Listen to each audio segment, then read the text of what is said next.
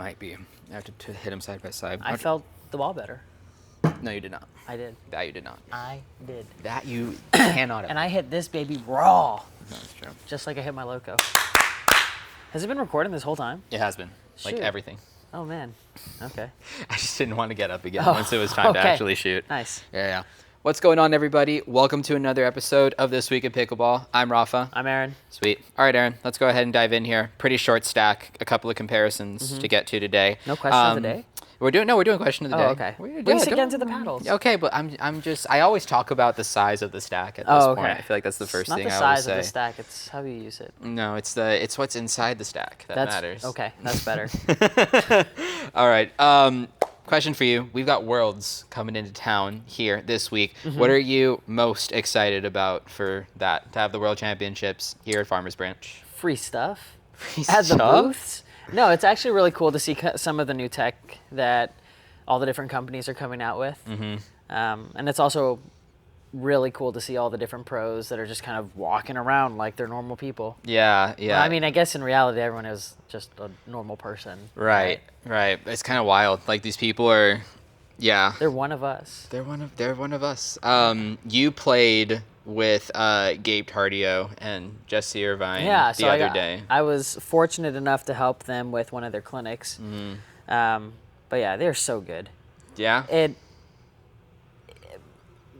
Unless you are actually on the court playing against them, you don't realize how much better at every single thing of pickleball they are than the average person. Yeah. So kind of the way that I feel like when I play against or I'm coaching, like a 3-0 to 3-5, even sometimes a 4-0 player, how I feel that, I don't really have to necessarily lock in or try. Yeah. And I can still kind of just do whatever I want with the ball and put you off balance. Right. They're doing that exact same thing to me. And the funny thing was, like, Jesse Irvine was standing 2 feet off the kitchen line, hitting a dink and still dictating the entirety of the point. Yeah. Right? It really is just eye-opening to see how much better these pros are than just, slightly above average players. Yeah. Yeah, for real. It's like, yeah.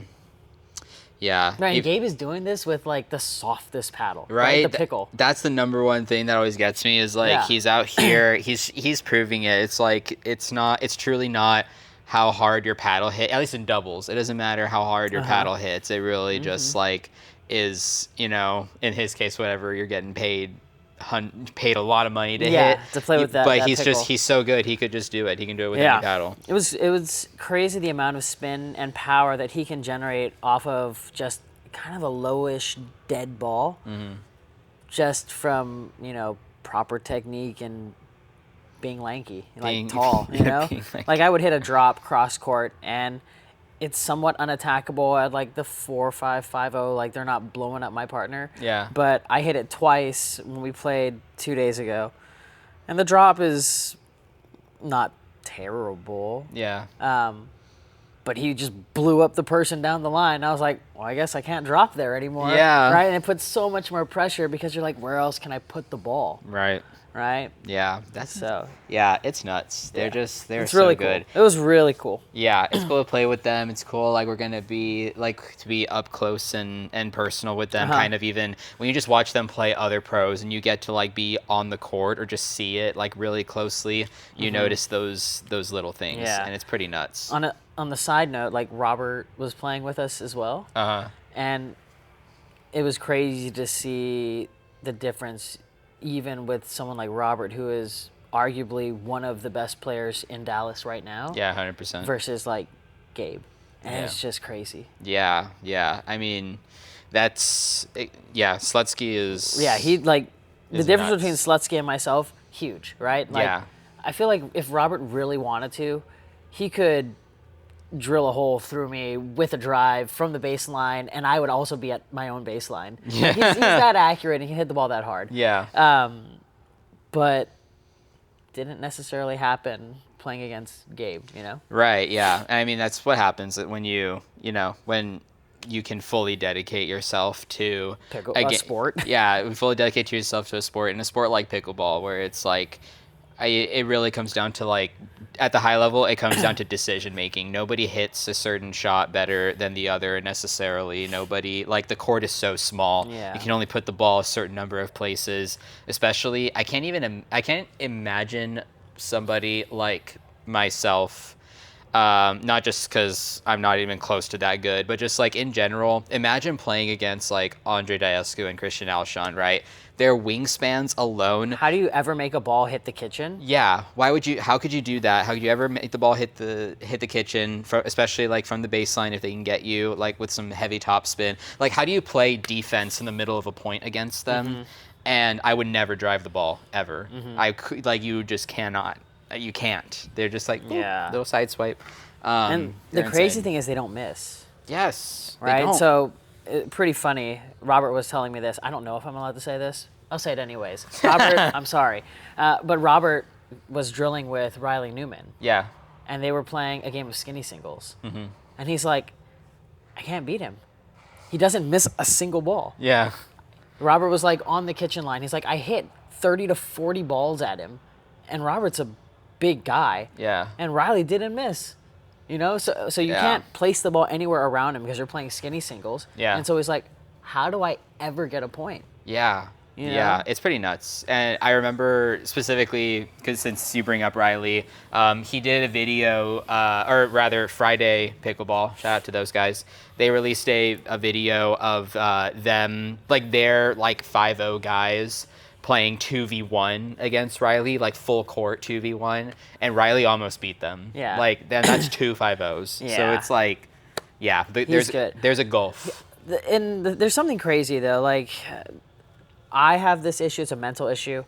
But when you play against players like that, who are so good and are so intense, it makes, for me at least, it makes me, like, tense up. And I don't know what to do. Yeah. I think the worst pickleball I have ever played, I was playing with Riley at Brookhaven against Yvonne and Todd Jones. And it was the worst pickleball I have ever played. I couldn't put more than 2 balls in a row in the court. I was just, like, so intimidated. Yeah. You know? Yeah. I think that happens for anybody. Like, everybody knows that feeling when you finally kind of, like, break your way into, or maybe it's just, like, one time you break yourself into a group of players that are very obviously better than you. It's like, you want to kind of, like, you want to play well, like, you want to show that you're not shit at the game. Yeah. Because you want to keep playing with those people, like, those level of people. And so then it's just added, it's like playing a tournament. It's like extra, but, like,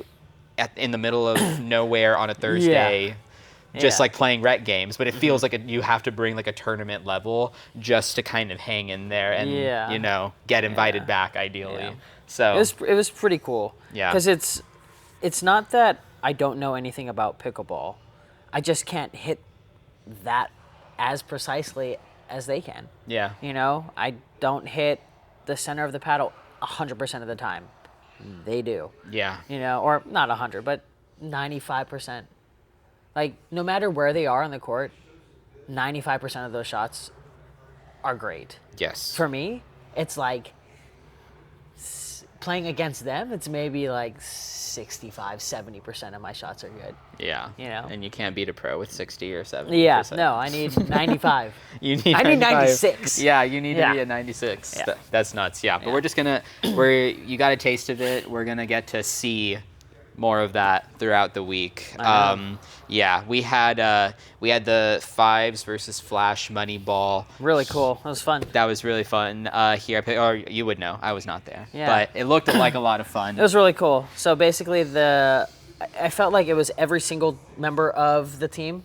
So like they had like Sam Parker, they had Mari Humbert, Roscoe. They had all the like other players, and then Grayson Golden filled in, right? Oh yeah. Yeah, I saw Sam went for in the 4-0. Dream Breaker singles against him. Which is really cool. But it was nice because they did something where they switched up the doubles partners. So normally, like JW and Georgia would play together. Yeah. But they switched it, so it was like Georgia and Augie. And Augie. And Dang. then the other way around. So it was kind of cool. Yeah. What was the result? Because you couldn't watch this game anywhere. You had to be here to see it, literally.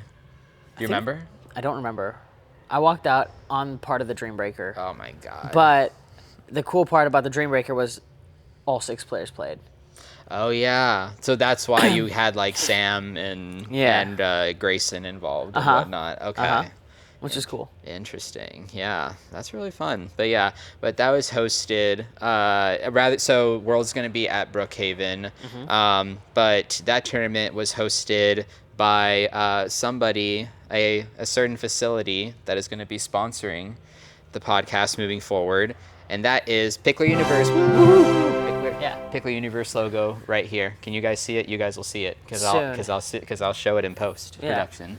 But yeah, we're really excited. We're to bring on Pickler Universe as the first official sponsor here of This Week in Pickleball. We have a couple more that we'll be announcing over the next few weeks or so. But yeah, this is where Aaron coaches. This is where I play most frequently. This is where the vast majority of the high level players kind of in the DFW area play. Like everybody kind of congregates into Pickler Universe.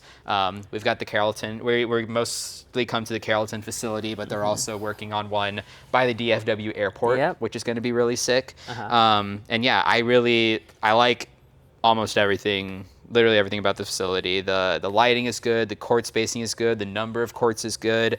They have amazing food here. Yeah.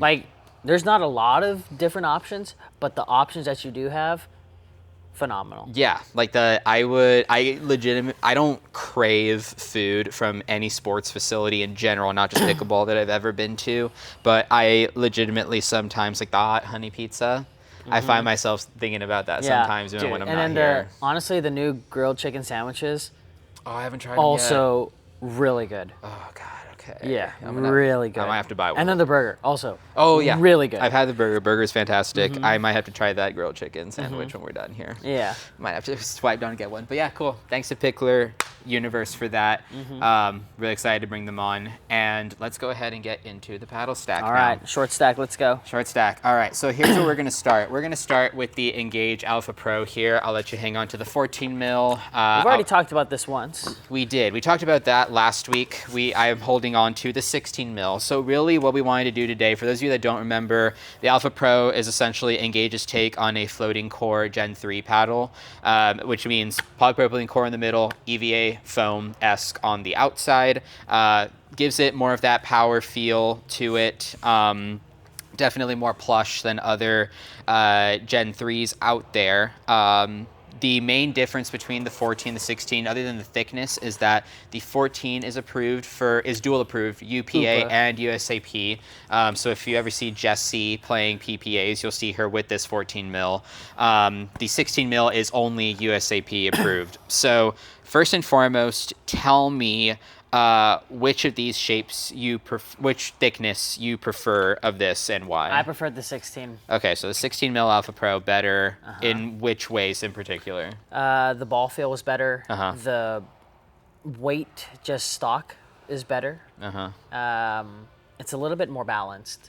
Yeah. The grip is a little bit more rounded, so it's more comfortable in the hand. If you are one to just put an overgrip on it, it just feels a little smaller, so you could actually throw the overgrip on. This one is just kind of like a box. Yeah.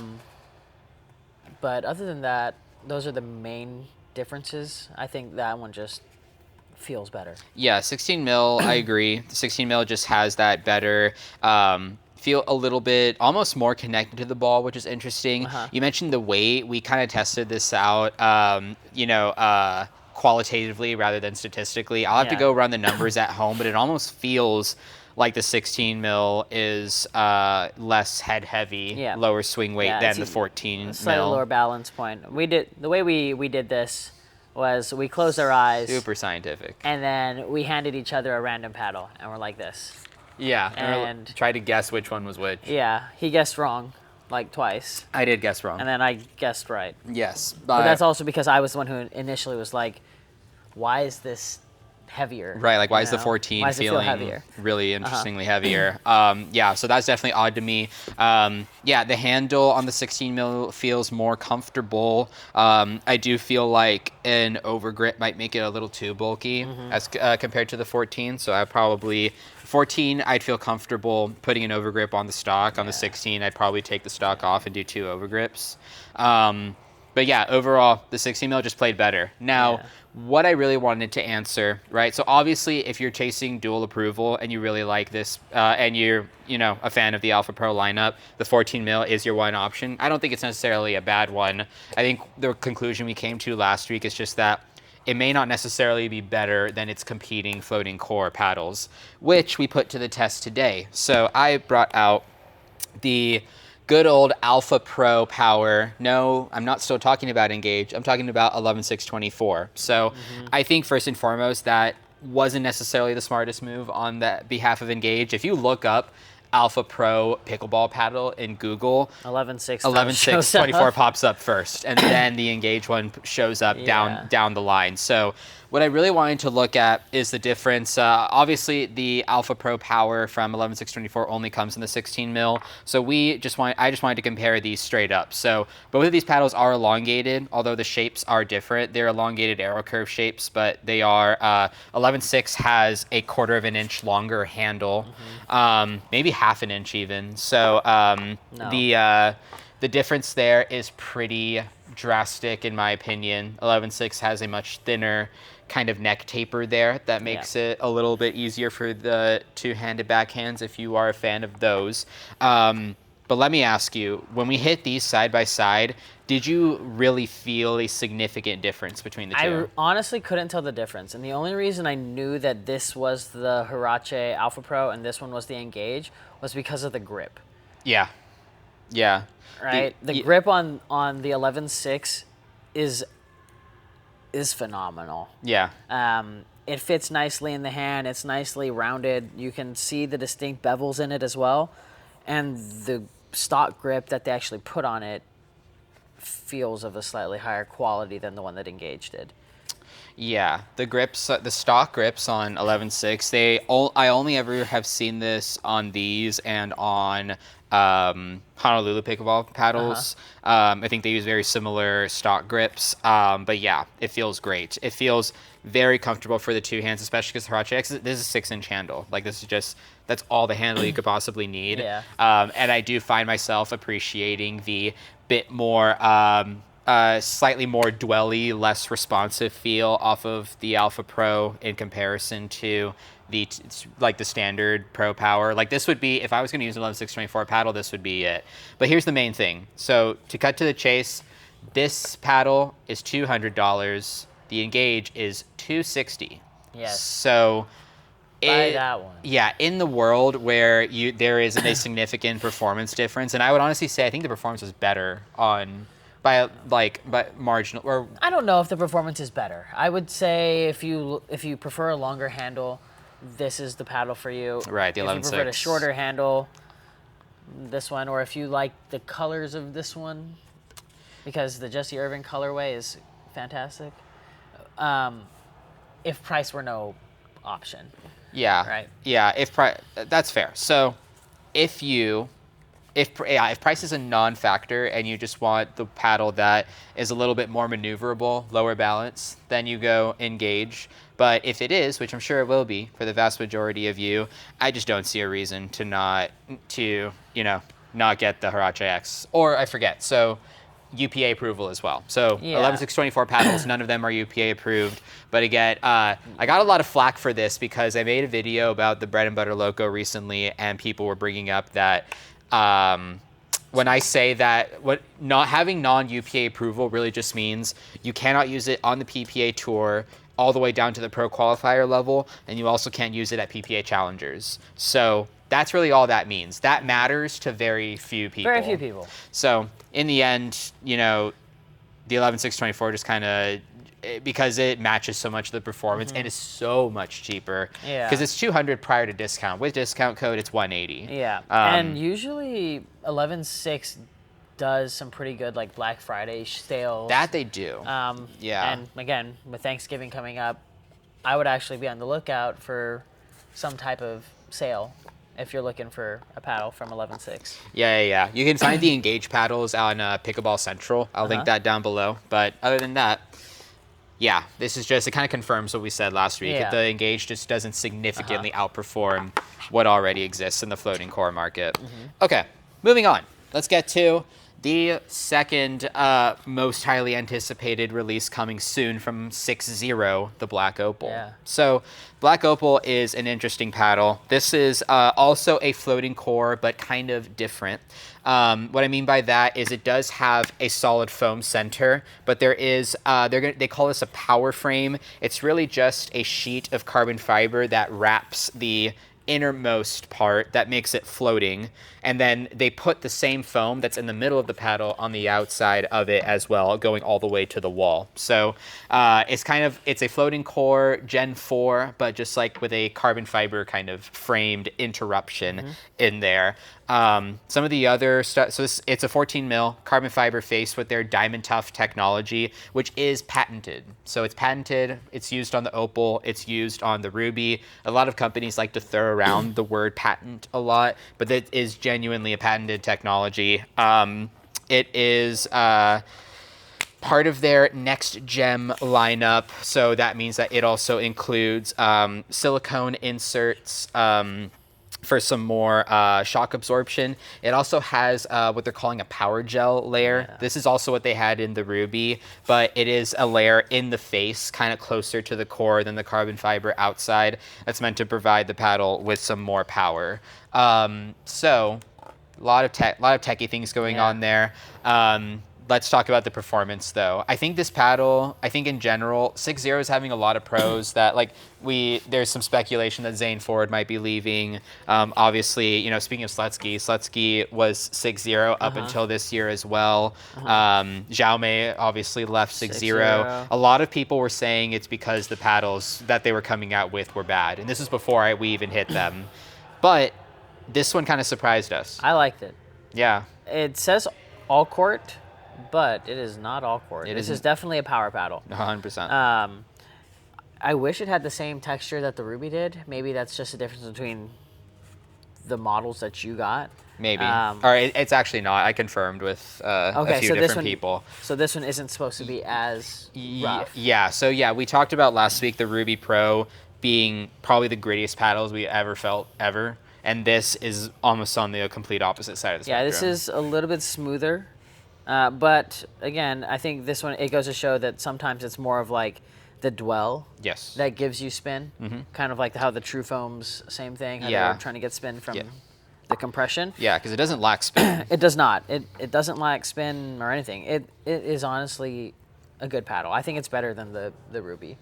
Well, yeah, by a lot. Not necessarily because the Ruby is an all-court paddle, and this is more of a power paddle. I don't think it has anything to really do with that. It has more so to do with, the sweet spot on this stock felt larger. You get same amounts of spin, and on this one, the paddle does more work for you. Yeah, so I will say that in terms of having the paddle do more work for you, I think that is a difference of it being the Ruby Pro being all court versus this being power. If I put myself in the shoes of I'm going to choose an all court player who would obviously prefer the Ruby versus a power player that would obviously prefer the Opal, I think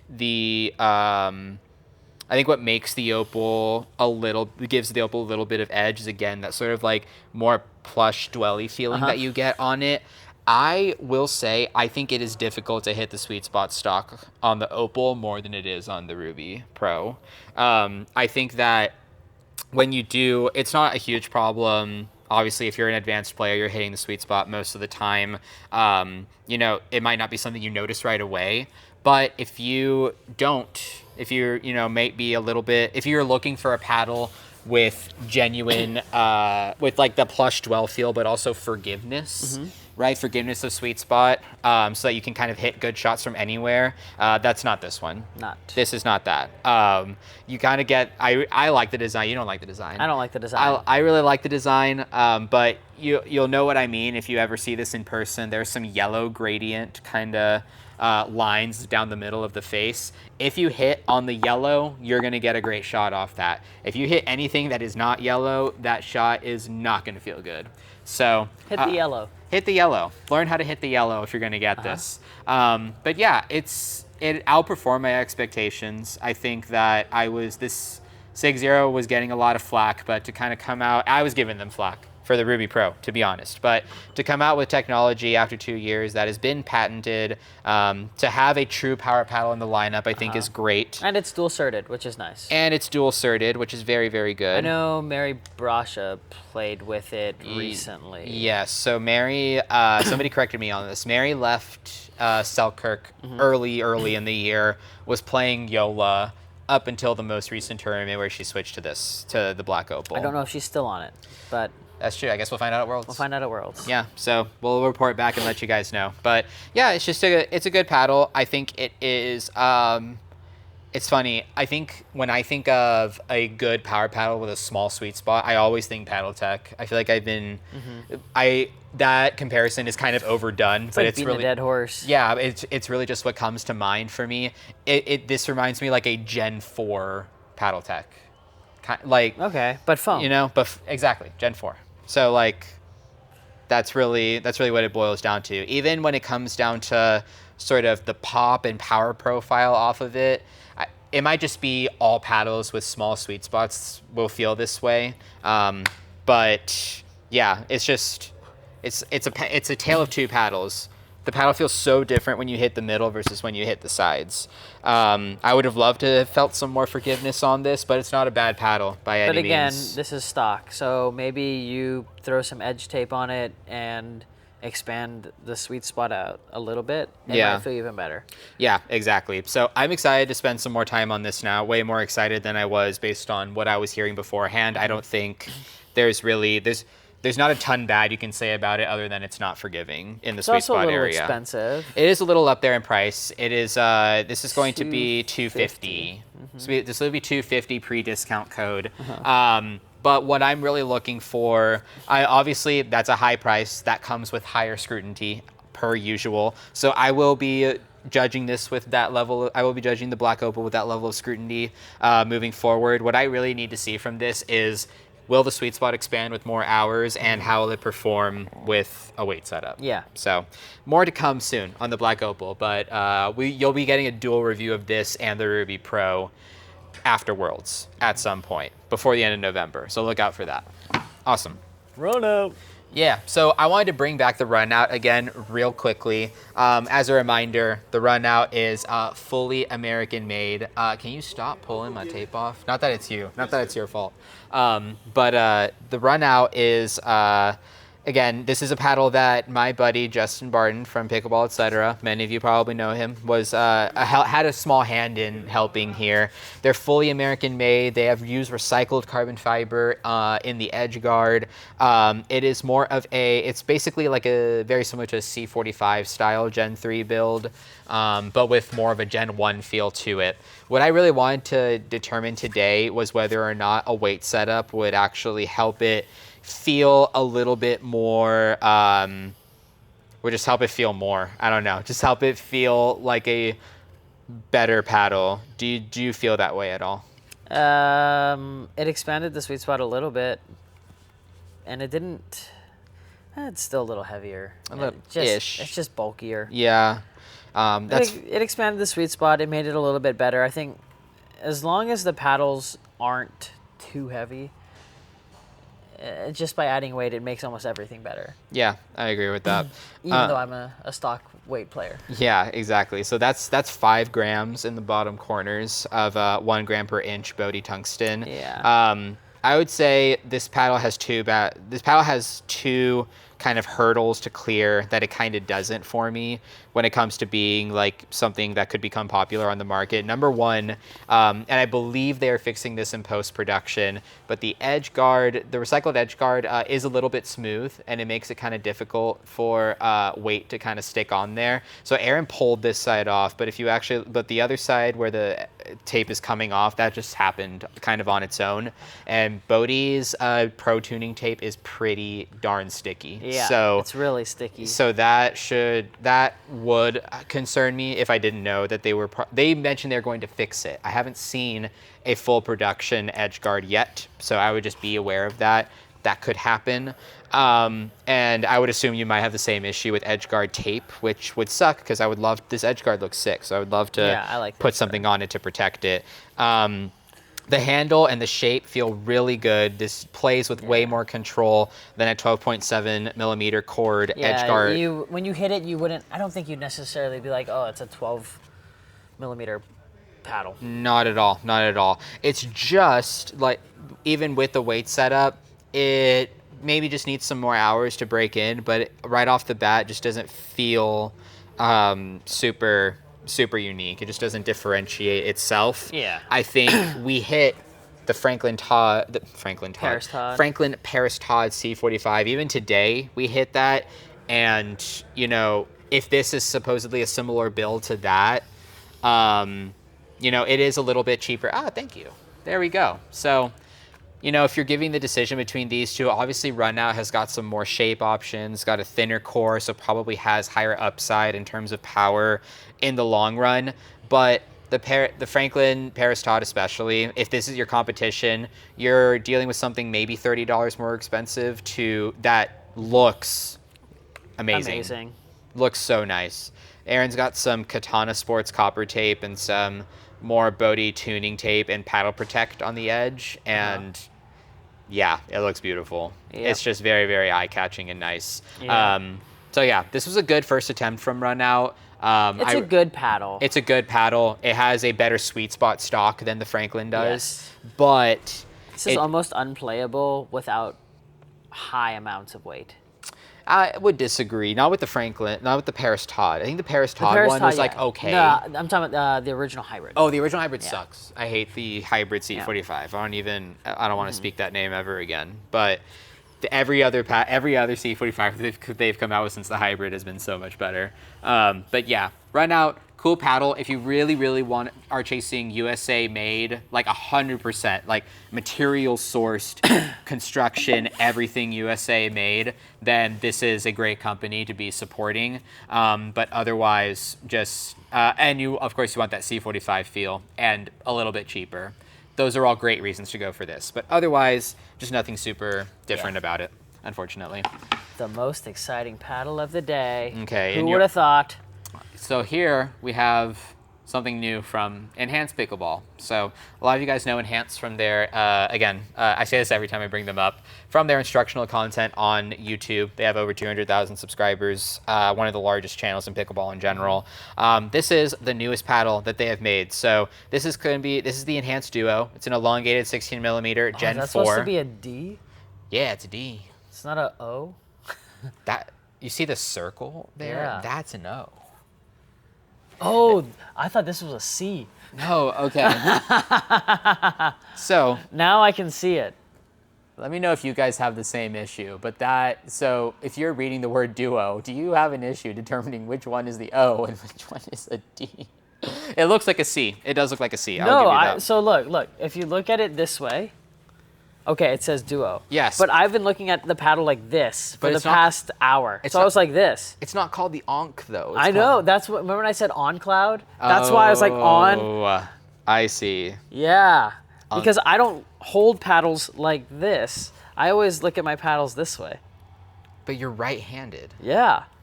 You're holding it in your left hand. Yeah. You look at your paddle like this in your left when when I'm not holding my paddle, I'm like this. Oh my god.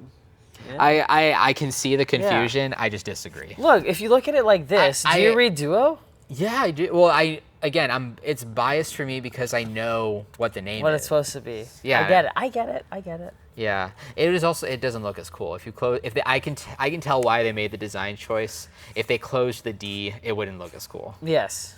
Yeah, but anyways, so confusing design. We'll maybe go with that. But what's not confusing? It's not confusing. I'm just slow. Yeah, that is also true. If anything that doesn't come to coaching pickleball, this is not the guy to go to ever.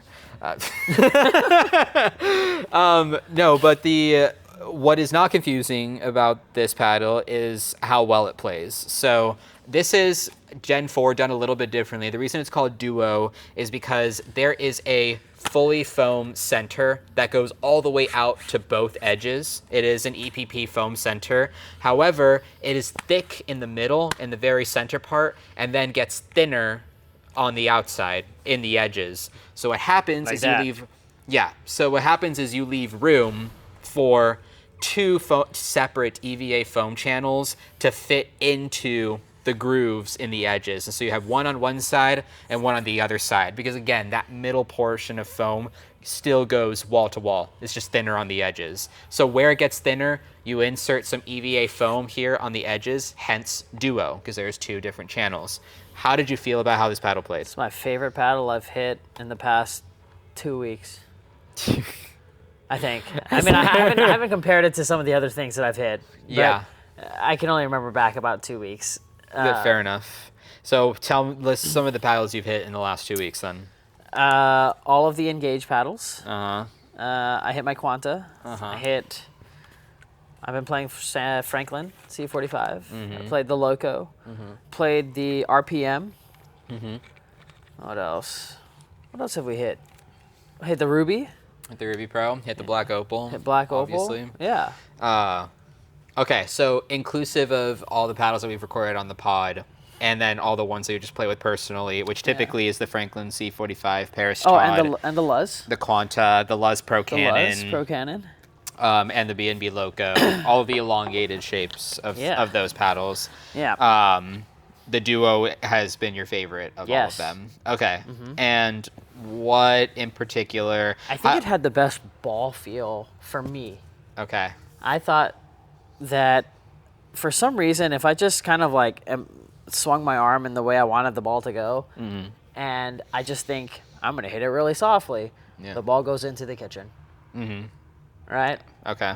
You know, some of the other ones I have to like think a little bit more, but on this one, just like I see. My arm just swings forward and the ball goes where I want it to go. Yeah. You know, like I was joking around, but when we were hitting it today, I was like, dude, I'm gonna hit 1,000 of these drops in a row, and I was just like counting, and I felt like I wasn't really trying, and the ball just goes. And it didn't matter how hard I squeezed on the grip or how loose I squeezed, because you know, like on the Selkirk boomstick, you really have to adjust how tight you're squeezing on that paddle, or else it's kind of just like boom, it goes boom. Yeah. Right. This one, it didn't really matter. It was just. Yeah. I remember I asked you like how tight you were gripping, and then you gripped harder intentionally and still hit really consistent shots after that. Yeah, I think that was a major criticism I had of the boomstick, of the Loco. Those two in particular, since I feel like boomstick is the most popular. If we're just discussing the world of like Gen 4 floating core style paddles, like this is getting so big, right? You've got the Avatar Pro, you have the Luz Inferno. I think this is way better than the Avatar. I think it's better than the Avatar too. Yeah. We've also got like the Luz Inferno and Tornado. We've got, of course, the Boomstick, the Locos, the Vatic Pro VSOL Pros. You've got the Honolulu NF paddles. Holy crap! Like the list goes on and on and on. And these probably aren't going to be the last ones that we see. Yeah. I think this is better than their 4.5.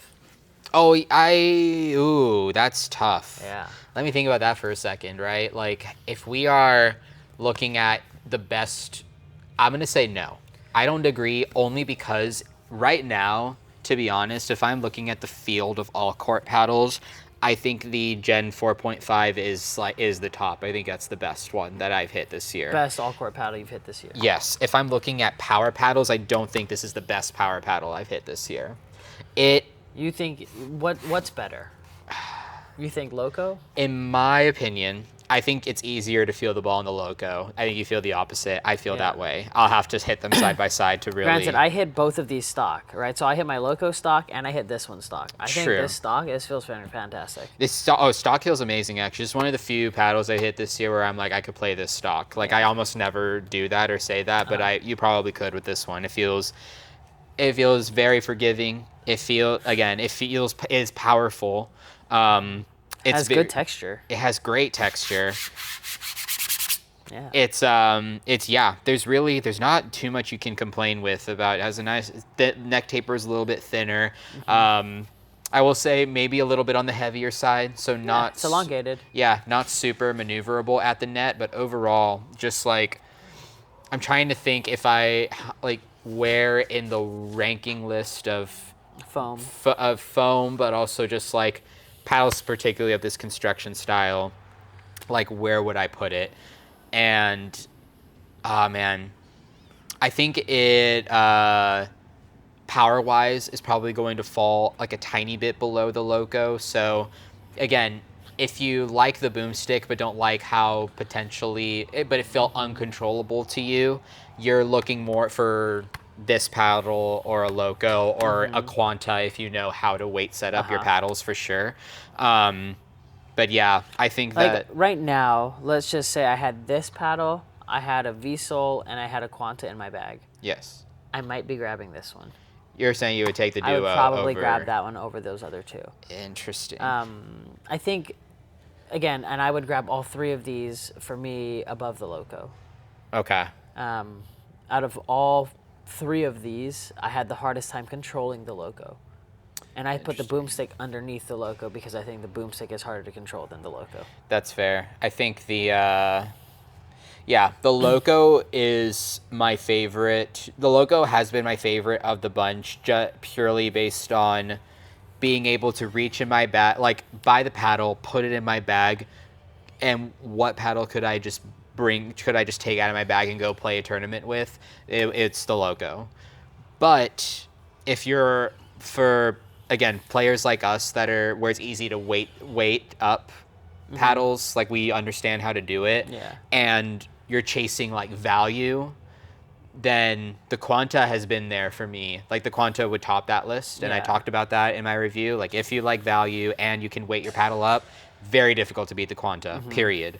But this paddle, it is going to retail for $200. However, $199. However, when it actually is released, it's going to be released alongside a Black Friday sale. It's coming out November 15th, and it is going to retail instead for $175. So $174.99, and discount code is going to stack on top of that. So gets you closer to the $155 range. And furthermore, it's going to be a sale that runs through the end of the year. So now what we have is a $155 Gen 4 floating core paddle that feels great stock that I could definitely pull out and take to a tournament. And it almost ticks me off that I just released the Loco review, and one of my main positive things about it is I can take it out. Is the only Gen 4 right now that I can take out, have it be stock and take out and play a tournament with. Technically can't do this yet because it's not out. That is also true. So it is just USAP approved. It is not dual approved either. So again, if you're the small group that's a stickler for that, then this is not the paddle for you either. But this needs some serious time and deserves its comparisons to, I think, the top three for me in terms of Gen 4 floating right now is going to be the V-Sol Pro from Vatic Pro, the Enhanced Duo, just off of the first impressions, and the Bread and Butter Loco. So I just released a full review comparing the Loco to the Boomstick and the Quanta. What about Honolulu? Where does that go? Honolulu for me. The notched foam, the NF, 6? Yeah, the J6. The J6, and here's what I'm waiting for. there is a power version, a J6 NF CR, I think is. I don't know if that's going to be the actual name, but that's just what I've been told. That is in the works. That is going to be a even more powerful version of the current NF and FC Plus J6s. I don't know if I want more power though. I don't know either, but I might want it. So in terms of where those line up right now, I don't know that they are. It's hard because they're all similar, but they're all pretty different at the same time. Yeah, I honestly think the FC Plus is more is better than the NF. Core, yeah. But the the FC Plus is slightly different than this particular floating core style, so it's harder to compare in that way. But FC Plus is definitely, I don't think it breaks the top 3 for me. I don't think it's better than the Loco. I don't think it's better than, just based on the first impressions, I don't think it's better than this. And I don't think it's better than like a weighted up Quanta even, or a VSOL Pro in my eyes. So this is, do I just need to release like a full compare? Like, do I need to take all these paddles out and just compare every single one? We might have to do it. Or maybe like, if we get a slow week on the pod, I'm just going to bring them all. Yeah. We're just going to hit them all. And we're going to rank them. And we're going to do a mega episode. We're going to do a tier list of all of them. Yeah. Let us know if we should do that, because that concludes our thoughts here on the Duo. Just a really great paddle. I would definitely, if you're looking for floating core Gen 4, and again, you're not super comfortable with customizing your paddle, you just want something, hey, I want to take it out, I want to play, and I want to have high power and high durability and the same kind of feel of this $333 boomstick that so many people have somehow a bunch of money to spend on. This is going to be worth a look for sure. But yeah, that concludes our thoughts on paddles and stuff today. Again, let us know in the comments, should we just do a dedicated pod episode only hitting floating core Gen 4 floating foams? Gen 4 core. Because that's going to be a long episode in and of itself. Yeah. There's so many things to hit. But let us know if we should do it. So with all of that said, I want to go grab a chicken sandwich now. Dude, I want to go try it. Sounds good. So, all right, Thanks again, guys, for watching. Really excited again. Thanks so much to Pickleball Universe. Am I in the screen if I'm like this? Yeah, you are. I only see half my face there. I think it's because the camera's obscuring your view. Okay. There we go. Yeah, you can do that in the better. future. We'll sit on the lines. Aaron's all the way off to the edge. You're going to be off-centered. But I'll again, things that'll edit in post. Yeah, you guys don't get to see that magic, but the magic happens for sure.